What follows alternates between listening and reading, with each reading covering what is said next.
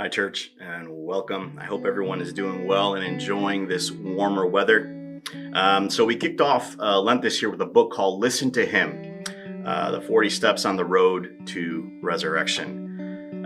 If you haven't picked up a copy, I invite you to do so. Please let us know. We would love to get one in your hands. But listen to Him. The title kind of says it all. We've been talking about the presence of God for some time now. You know, a disciple is someone who listens and responds to God. And this is what this book's about. J.D. Walt, the author, reminds us on page 10 that Lent extends the invitation to let our brokenness before God lead us to a deeper surrender and a truer submission to Jesus. In other words, it's an invitation for us to decrease a bit more so that Jesus can increase in our lives. Every single read has been eye-opening, but the one that struck me the most was day 6, Mary and Martha. We all know the story. Jesus and his disciples head over to Mary and Martha's house. It might have been an unexpected visit. Martha is frantically running around trying to get things done, ready for her guests. But Mary sits at the feet of Jesus and listens. Martha gets frustrated, complains to Jesus, and this is Jesus' reply. Martha, Martha, the Lord answered, you are worried and upset about many things, but few things are needed, or indeed only one. Mary has chosen what is better, and it will not be taken away from her. Jesus says that Mary has chosen better.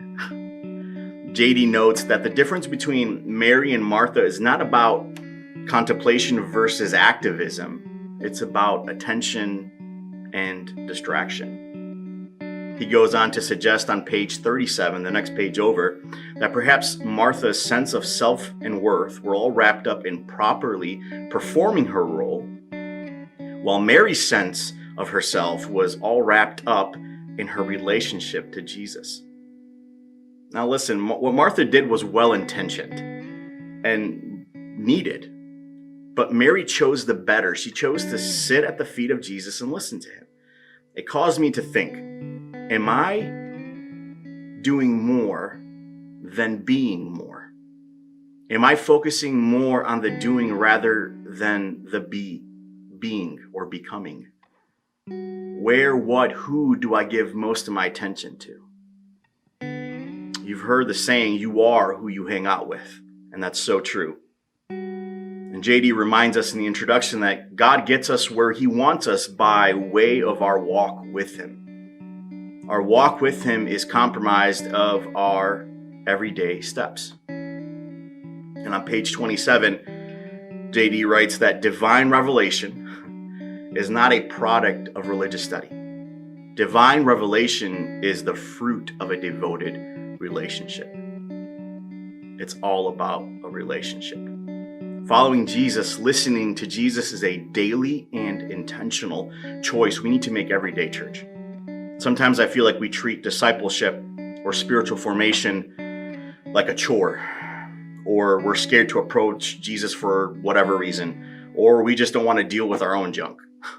But here's the point. We get to spend time with the creator of the universe. Or better yet, the creator of the universe wants to spend time with you. He wants a relationship with you. He wants to speak with you. Let that sink in. So the question is, will you listen? And that's my invitation to you, to listen a bit more. And like JD prays after each section, I invite you to pray this with me. Lord Jesus Christ, Son of God, have mercy on me, a sinner. Lord Jesus Christ, Son of God, have mercy on me, a son, a daughter, a child. Lord Jesus Christ, Son of God, have mercy on me, a saint. I pray that you listen to Jesus a bit more this week. Have a great week, and I'll see you Sunday at 10 a.m.